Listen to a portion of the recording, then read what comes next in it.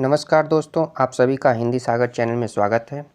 आज हम मध्यकालीन भारत का इतिहास यानी मिडवल इंडिया हिस्ट्री को लेकर आप लोगों के समक्ष प्रस्तुत हैं। इससे पहले हम लोग मॉडर्न इंडिया को देखे थे, जिसमें बहुत ही महत्वपूर्ण क्वेश्चन को आप लोगों को सॉल्व एमसीक्यू के माध्यम से कराया गया था। उसकी पीडीएफ भी हमारे हिंदी सागर चैनल में टेलीग्राम का एक चैनल है, जहाँ पे अगले दिन ही पीडीएफ को पोस्ट कर दिया जाता है।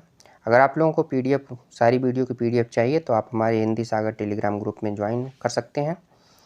ये भी क्वेश्चन जो मध्यकालीन भारत के इतिहास जो है, इस सारे क्वेश्चन जो 45 क्वेश्चन लिए गए हैं, ये प्रीवियस ईयर क्वेश्चन है।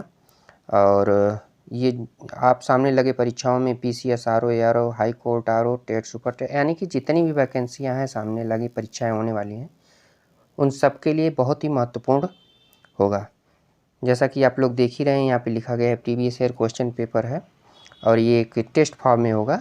आप लोगों की इसकी पीडीएफ भी अगले दिन हमारे चैनल में अपलोड कर दी जाएगी, या फिर आप हमें कमेंट के माध्यम से भी अगर आपको पीडीएफ चाहिए तो बता सकते हैं, हमें पर्सनल मैसेज भी कर सकते हैं। आप सभी लोग हमारे हिंदी सागर चैनल पे ऐसे ही बने रहिए और अपना स्नेह और प्यार वीडियो को और चैनल को लगातार देते रहिए। अगर आप लोगों को लगता है कि वीडियो अच्छी है तो ये अपने ग्रुप और जितने भी आपके संपर्क में हैं सभी को शेयर करिए, ताकि ज़्यादा से ज़्यादा ये लोगों को फ़ायदा हो। और हाँ, कुछ इसमें कमियां हों और कहीं पे गलती हो गई हो, त्रुटि हो, तो भी आप लोग हमें सूचित करिए। जैसे भी हो सके आप कमेंट भी बता सकते हैं, या फिर हमारे हिंदी सागर टेलीग्राम चैनल पे या फेसबुक पे भी हमारा एक पेज है हिंदी सागर के नाम से, वहाँ से मतलब आप कहीं से भी आप हमें सूचित कर सकते हैं। तो आइए बिना देरी के शुरू करते हैं। रामबाण वीडियो, इससे बाहर कुछ भी नहीं, जैसा कि आप लोग इसका टाइटल देख रहे हैं। तो आइए बिना देरी के अब शुरू करते हैं। पहला क्वेश्चन लेते हैं। पहला क्वेश्चन पूछ रहा, इब्न बतूता जो एक यात्री था मोरक्को का देखिए आंसर भी आ गया आप लोगों का। इब्न बतूता जो यात्री था वो मोरक्को से आया था, तो इसका सही आंसर हो जाएगा ऑप्शन ए। दूसरे नंबर क्वेश्चन पे चलते हैं। भारत का प्रथम तुर्क आक्रमण करने वाला कौन था? 4 ऑप्शन दिए गए हैं, इनमें से एक को सही सेलेक्ट करना है। पहला है महमूद गजनवी, दूसरा मोहम्मद गोरी, तीसरा चंगेज खान, चौथा तैमूर लंग। तो इसका सही आंसर आप लोग बताइए। सही आंसर हो जाएगा ऑप्शन ए, महमूद गजनवी। तीसरे नंबर क्वेश्चन पे चलते हैं। निम्नलिखित में से कौन अपने को बुत सिकन यानी मूर्ति भंजक, बुत सिकन जो है ये मूर्ति भंजक को बोला जाता था, किसको कहा गया है? गजनवी को, या मोहम्मद गोरी को, या कुतुबुद्दीन ऐबक, या फिर इनमें से कोई नहीं? इसका सही आंसर हो जाएगा ऑप्शन ए, महमूद गजनवी को। चौथे नंबर क्वेश्चन पे चलते हैं। महमूद गजनवी ने कौन सी उपाधि धारण की थी? यामीन उद दौला यानी कि साम्राज्य का दाहिना हाथ, आमीन उल मिल्लत यानी कि मुसलमानों का संरक्षक, ए और बी दोनों सही है, या फिर इनमें से कोई नहीं सही है? तो इसका सही आंसर क्या हो जाएगा? ऑप्शन सी, उसे साम्राज्य का दाहिना हाथ और मुसलमानों का संरक्षक कहा जाता था, यानी कि यामीन उद दौला और आमीन उल मिल्लत दोनों कहा जाता था। ये अभी एक तरफ से महमूद गजनवी से जितने भी क्वेश्चन मोस्ट इंपॉर्टेंट क्वेश्चन बन सकते थे उन सबको हमने इसमें समाहित किया है, और भी क्वेश्चन थे तो वो इम्पॉर्टेंट नहीं लगे इसलिए उसको छोड़ दिया गया, या तो फिर सरल क्वेश्चन रहे होंगे। लेकिन ये जो क्वेश्चन हम लोग लिए हैं मोस्ट इम्पॉर्टेंट क्वेश्चन है, ये हमेशा पूछा जाने वाला क्वेश्चन है। पाँचवें क्वेश्चन पे चलते हैं। महमूद गजनवी ने भारत में प्रथम आक्रमण किस राज्य के विरोध किया था? पहला है हिंदू शाही ब्राह्मण शाही, अलवर, कठियावाड़ा के सोलंकी, ये कठियावाड़ा आपका गुजरात में पड़ेगा, या फिर डी इनमें से कोई नहीं? तो इसका सही आंसर हो जाएगा हिंदू शाही या ब्राह्मण शाही। आप इनमें से कुछ भी कर सकते हैं, हिंदू शाही बोलें या ब्राह्मण शाही, दोनों में से कोई भी आएगा, दोनों का मतलब एक ही है। छठे नंबर क्वेश्चन, हिंदू शाही राज्य की राजधानी कहाँ थी? उद्भांडपुर, या ओहिंद, या वयहिंद, कलिंजर, या अजमेर, या इनमें से कोई नहीं? तो इसका सही आंसर हो जाएगा ऑप्शन ए, उद्भांडपुर या ओहिंद या वयहिंद, ये तीनों एक ही जगह है। एक 7वां नंबर क्वेश्चन है। महमूद गजनवी का भारत में अंतिम आक्रमण किसके विरुद्ध हुआ था?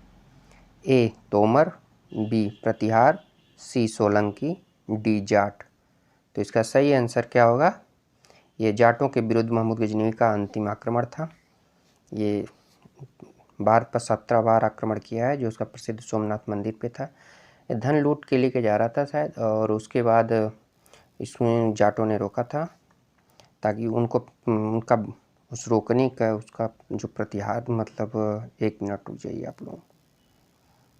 हाँ, उसका प्रतिशोध लेने के लिए वो 17वीं बार आक्रमण किया था। 8वें नंबर पे चलते हैं। हिंदू शाही राज्य का कौन सा शासक तुर्की के बार बार पराजित होने के कारण ग्लानिवश आत्मदाह कर लिया था? Option A Jaipal, B Anandpal, C Trilochan Pal, D Bhimpal. इसका सही आंसर हो जाएगा ऑप्शन ए जयपाल। महमूद गजनी किस वंश का था? यामिनी, या फिर गुलाम, या खिलजी, या खलजी हो गया, खिलजी या खलजी बात एक ही है, तुगलक। तो ये यामिनी वंश का था। इसका सही आंसर हो जाएगा ऑप्शन ए। 10 नंबर क्वेश्चन पे देखते हैं। महमूद गजनवी के साथ भारत आने वाले इतिहासकारों में कौन शामिल नहीं था? शाहनामा के लेखक फिरदौसी, किताबुल हिंद का लेखक अलबर्नी, तारीख़ ए यामिनी का लेखक उत्वी, तारीख़ ए सुबुक्तगीन का लेखक वाहिकी। ये जितने लेखक दिए गए हैं ये एकदम सही हैं, तो इनमें बस ये पूछ रहा है कि कौन गजनी के साथ नहीं आया था। तो इसका सही आंसर हो जाएगा ऑप्शन ए शाहनामा के लेखक फिरदौसी। ये मुगल साम्राज्य में रहते थे। महमूद गजनी के आक्रमण के परिणाम स्वरूप कौन सा शहर फारसी संस्कृत का केंद्र बन गया? लाहौर, या फिर दिल्ली, या दौलताबाद, या इनमें से कोई नहीं। तो इसका सही आंसर हो जाएगा ऑप्शन ए लाहौर। 11 नंबर पे बार हो गया। 12 नंबर पे चलते हैं। भारत में मुस्लिम राज्य का संस्थापक माना जाता है मोहम्मद गोरी को, या इल्तुतमिश को, या अकबर को, या फिर बाबर को। इसका सही आंसर हो जाएगा मोहम्मद गोरी को। भारत में मुस्लिम राज्य का संस्थापक मोहम्मद गोरी को माना जाता है। किसने इक्तदारी प्रथा की शुरुआत की थी? फिरोज तुगलक, मोहम्मद बिन तुगलक, इल्तुतमिश, या डी गयासुद्दीन बलबन। तो इसका सही आंसर हो जाएगा आपका इल्तुतमिश ने ही इक्तदारी प्रथा को चलाई थी। 14 नंबर क्वेश्चन देखते हैं। लाख बख्श के नाम से जाना जाने वाला भारतीय शासक कौन था? बाबर को बोला जाता था, या फिर अकबर को, या सी कुतुबुद्दीन ऐबक को, या इल्तुतमिश को। तो इसका सही आंसर हो जाएगा कुतुबुद्दीन ऐबक को लाख बख्श के नाम से जाना जाता था, क्योंकि वह लाखों का दान, ऐसा माना जाता है कि वो लाखों का दान करता था लोगों को, बहुत दयालु था। Question number 15। 13वीं सदी में सेना का सर्वोच्च अधिकारी कौन होता था? मलिक, खान, सरखेल, सिपह सलार। इसका सही आंसर क्या होगा? खान। ऑप्शन बी इसका सही आंसर हो जाएगा। 16 नंबर पे चलते हैं। भारत में गुलाम वंश का संस्थापक किसे माना जाता है? कुतुबुद्दीन ऐबक को, या इल्तुतमिश को, या कैकुबात को, या आराम शाह को। तो इसका सही आंसर हो जाएगा ऑप्शन ए कुतुबुद्दीन ऐबक। इल्तुतमिश को गुलामों का गुलाम भी कहा जाता है। इन्हीं की पुत्री थी रजिया सुल्तान, जो एक मात्र महिला सल्तनत की शासिका होती। 17 नंबर। कुतुब मीनार के कार्य को किसने पूरा करवाया था? रजिया ने, या कुतुबुद्दीन ऐबक ने, इल्तुतमिश ने, या बलबन ने। तो इसको पूरा करवाया था इल्तुतमिश ने। इसका नींव जो रखी गई थी कुतुबुद्दीन ऐबक के द्वारा नींव इसकी रखी गई थी, और जो पूर्ण कार्य इसका पूरा कार्य संपन्न हुआ था इल्तुतमिश के कार्यकाल में संपन्न हो गया था। आप लोग हमें कमेंट के माध्यम से ज़रूर सूचित किया करिए कि नहीं क्वेश्चन का फॉर्मेट कैसा रहा और क्वेश्चन का स्टैंडर्ड क्या है। इससे इस वीडियो से आप लोगों को कुछ फ़ायदा भी हो रहा है, या फिर हम लोग गलत दिशा गए, या फिर गलत डायरेक्शन में इसके प्रयास किए जा रहे हैं। तो आप लोगों का सुझाव ही एक बेहतर हमारे लिए हो सकता है। तो 18 नंबर क्वेश्चन देखते हैं। निम्नलिखित में से दिल्ली का पहला तुगलक सुल्तान कौन था? गयासुद्दीन तुगलक, या फिर मलिक तुगलक, या मोहम्मद बिन तुगलक, या फिर फिरोज तुगलक। इसका सही आंसर हो जाएगा ऑप्शन ए गयासुद्दीन तुगलक। पंजाब के हिंदू शाही राजवंश को किसने स्थापित किया था? वसुमित्र ने, कल्लर ने, जयपाल, या फिर महिपाल ने। इसका सही आंसर हो जाएगा ऑप्शन बी कल्लर। यहाँ देखिए 19 होना चाहिए, ये थोड़ा सा टाइपिंग मिस्टेक हो गई है, तो 29 लिख गया है, उससे कोई बात नहीं। आइए 20 नंबर क्वेश्चन को देखते हैं। गजनी का प्रथम शासक कौन था जो खलीफाओं से सुल्तान की उपाधि धारण करने का सुल्तान कहलाने वाला प्रथम शासक बना? सुबुक्तगीन, या फिर महमूद गजनवी, या फिर मोहम्मद गोरी, डी अलप्तगीन? इसका सही आंसर क्या हो जाएगा? Option E B, Mahmud Ghaznavi. इसका सही आंसर हो जाएगा ऑप्शन बी, महमूद गजनवी। 21 नंबर क्वेश्चन पे चलते हैं। महमूद गजनवी के सभी आक्रमणों यानी कि 1000 से 1026 ईसा के बीच में सर्वाधिक महत्वपूर्ण आक्रमण कौन था? ऑप्शन ए मुल्तान बठिंडा पर आक्रमण 1004, नारायणपुर पर आक्रमण 1002, सोमनाथ मंदिर पर आक्रमण 1025 से 26, ऑप्शन डी है कलिंजर पर आक्रमण 1019 से 1023। तो इसका सही आंसर क्या हो जाएगा? ऑप्शन सी, सोमनाथ मंदिर पर आक्रमण, जो कि इसका मेन मकसद धन लूटना था, न कि साम्राज्य की स्थापना करना था। ये धन लूट के जा रहा था, वही जाटों ने उनका विरोध किया, तो उनका प्रतिशोध लेने के लिए वो 17वीं बार भारत पर आक्रमण किया था। 22 नंबर क्वेश्चन पे चलते हैं। महमूद गजनी ने भारत पर आक्रमण का उद्देश्य क्या थे? देखिए ऊपर वहाँ बताएं, यहाँ आ गया है। इस्लाम का प्रचार, बी गजनी साम्राज्य का विस्तार, सी मूर्तियों को तोड़ना एवं मंदिरों को लूटना, डी मध्य एशिया में एक बड़े साम्राज्य की स्थापना के लिए धन प्राप्त करना। तो इसका सही आंसर क्या हो जाएगा? 22 डी। ये भारत से लूट के वह मध्य एशिया में एक बड़े साम्राज्य की स्थापना करना चाहता है, यानी मेन मकसद इसका धन लूटना ही था। आप क्वेश्चन नंबर 23 पे चलते हैं।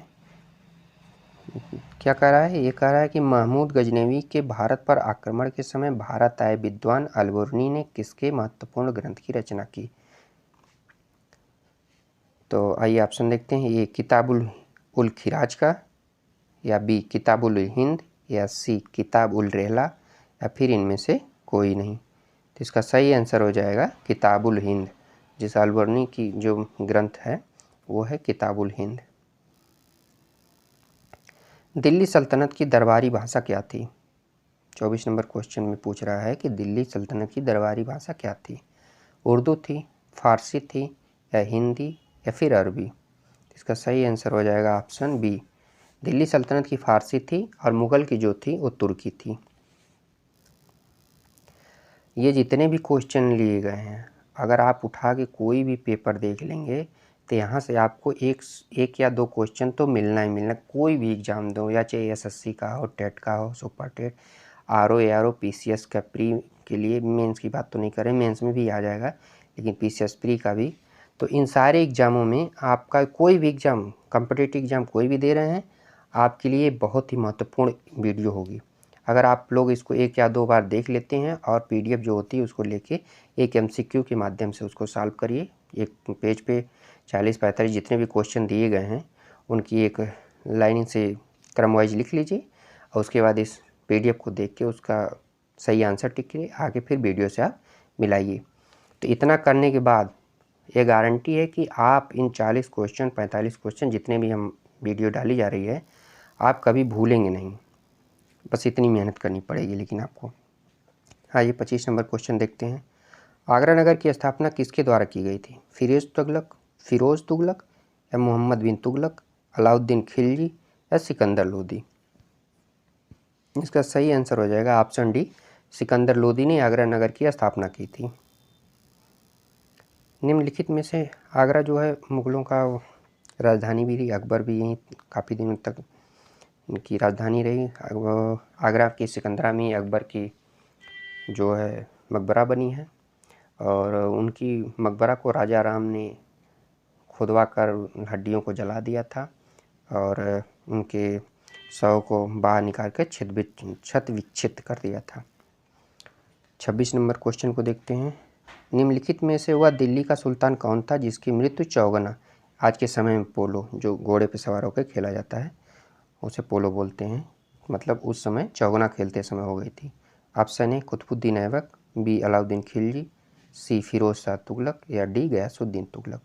तो इसका सही आंसर हो जाएगा आपका ए, कुतुबुद्दीन ऐबक की मृत्यु चौगना खेलते समय हो गई थी।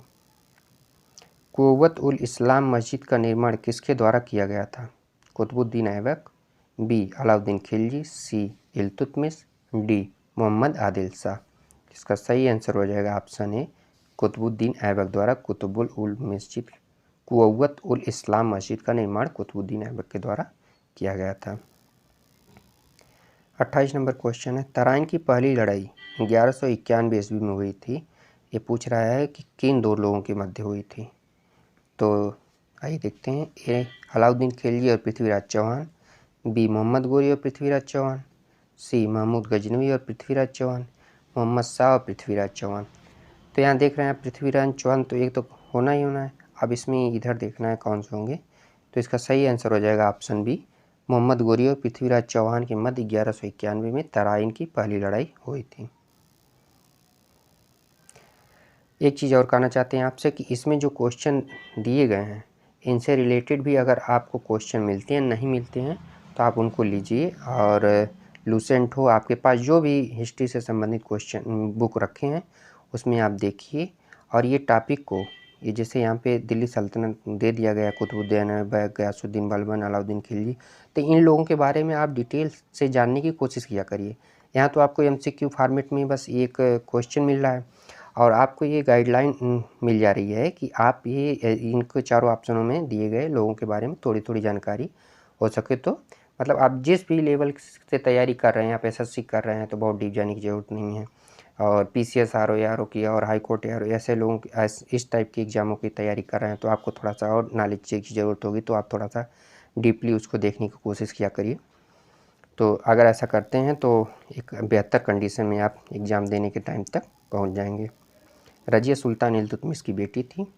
इसका सही आंसर हो जाएगा, बलबन की थी, सॉरी गलती हो गई। रज़िया सुल्तान जो थी किसकी बेटी थी, तो वो बलबन की बेटी थी।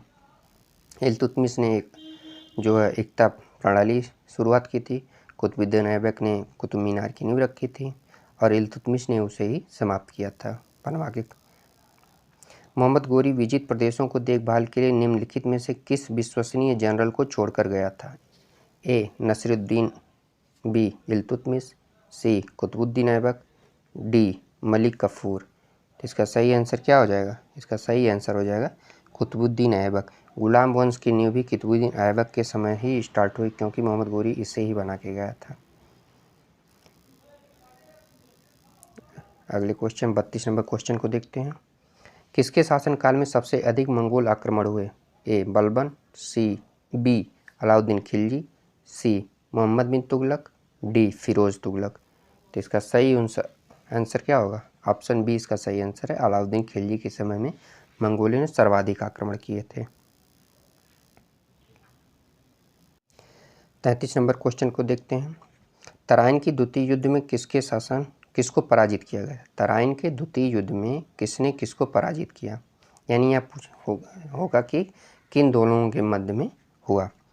पृथ्वीराज ने मोहम्मद गोरी को, बी मोहम्मद गजनवी ने पृथ्वीराज चौहान को, पृथ्वीराज ने मोहम्मद गोरी गजनवी को, डी मोहम्मद गोरी ने पृथ्वीराज चौहान को। तो इसका सही आंसर हो जाएगा मोहम्मद गोरी ने पृथ्वीराज चौहान को हराया था।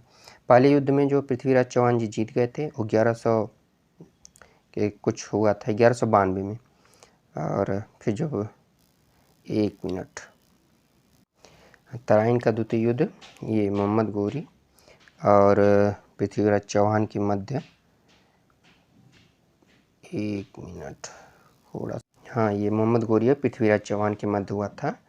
प्रथम युद्ध में तो पृथ्वीराज चौहान जी जीत गए थे जो 1191 में हुआ था। जो दोबारा द्वितीय युद्ध हुआ 1192 में वो मोहम्मद गोरी ने जीता था और पृथ्वीराज चौहान उससे हार गए थे। 34 नंबर क्वेश्चन को देखते हैं। दिल्ली के किस सुल्तान को इतिहासकारों ने विरोध का मिश्रण बताया? इसका सही आंसर बताइए आप लोग। ए बलबन, बी अलाउद्दीन खिलजी, सी मोहम्मद बिन तुगलक, डी इब्राहिम लोधी। तो इसका सही आंसर हो जाएगा ऑप्शन सी, मोहम्मद बिन तुगलक को क्या कहा गया था? दिल्ली के इतिहासकारों ने इन्हें विरोधों का मिश्रण बताया। किसको? मोहम्मद बिन तुगलक को। 35 नंबर क्वेश्चन पे चलते हैं। कह रहा है कि सन 1329 और 1330 के बीच किसने तांबे के सिक्के के रूप में प्रमाण स्वरूप मुद्रा, सांकेतिक मुद्रा यानी टोकन करेंसी प्रचलित की? अलाउद्दीन खिलजी ने, या फिर गयासुद्दीन तुगलक, सी मोहम्मद बिन तुगलक, डी फिरोज तुगलक। तो किसने स्टार्ट की थी? आंसर कीजिए आप लोग। इसका सही आंसर हो जाएगा मोहम्मद बिन तुगलक ने टोकन करेंसी की प्रचलित किया था। लोदी वंश का अंतिम शासक कौन था? बहलोल लोदी, बी इब्राहिम लोदी, सी दौलत खान लोदी, डी सिकंदर लोदी। तो इसका सही आंसर हो जाएगा ऑप्शन बी इब्राहिम लोदी। लोदी वंश का अंतिम शासक जो इब्राहिम लोदी। तो पहला कौन था? बहलोल लोदी पहले थे और सिकंदर लोदी दूसरे और इब्राहिम लोदी तीसरे। तो कह सकते हैं यहाँ एक आप आम बोलचाल में कहेंगे कि बकलोल सिकंदर था। सिकंदर क्या था? बकलोल था, यानी बकलोल सिकंदर, यानी बहलोल लोदी और सिकंदर लोदी, फिर उसके बाद लास्ट में इब्राहिम लोदी। इनाम भूमि किसे दिया जाता था? विद्वान और धार्मिक व्यक्ति को, बी मनसबदार को, सी पैतृक राजस्व संग्राहक को, डी कुलीन को। तो इसका सही आंसर हो जाएगा ऑप्शन ए, विद्वान और धार्मिक व्यक्ति को इनाम भूमि दिया जाता था।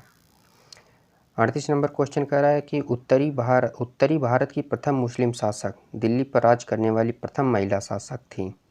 रजिया सुल्तान के बारे में ये बोला जा रहा है। तो इसका सही आंसर हो जाएगा ऑप्शन ए, रजिया सुल्तान। 40 नंबर क्वेश्चन को देखते हैं। दिल्ली के प्रथम सुल्तान कौन थे जिन्होंने दक्षिण भारत को पराजित करने का प्रयास किया था? कुतुबुद्दीन ऐबक, या नासिरुद्दीन खुसरो शाह, या फिर अलाउद्दीन खिलजी, या जलालुद्दीन फिरोज। तो इसका सही आंसर हो जाएगा ऑप्शन सी, अलाउद्दीन खिलजी ने दक्षिण भारत को पराजित करने का प्रथम प्रयास किया था। 41 नंबर क्या है? अल-बेरूनी किसके शासन काल में इतिहासकार था? ए मोहम्मद गजनवी, बी बलबन, सी अकबर, डी मोहम्मद बिन तुगलक। इसका सही आंसर हो जाएगा महमूद गजनवी के शासनकाल के। अल-बेरूनी जो है महमूद गजनवी के शासनकाल से संबंधित है, उसी के समय इतिहासकार था। 42 नंबर क्वेश्चन क्या है? निम्नलिखित में से कौन शासक दास गुलाम राजवंश से संबंधित है? इल्तुतमिश, हुमायूं, अकबर, शाहजहां।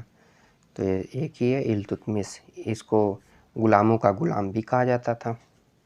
ये अक्सर क्वेश्चन सिविल और अन्य परीक्षाओं में पूछा जाए कि गुलामों का गुलाम या दासों का दास किसे कहते हैं? तो इल्तुतमिश को बोला जाता है। यहाँ सही सुमेलित करने के लिए आ गया है।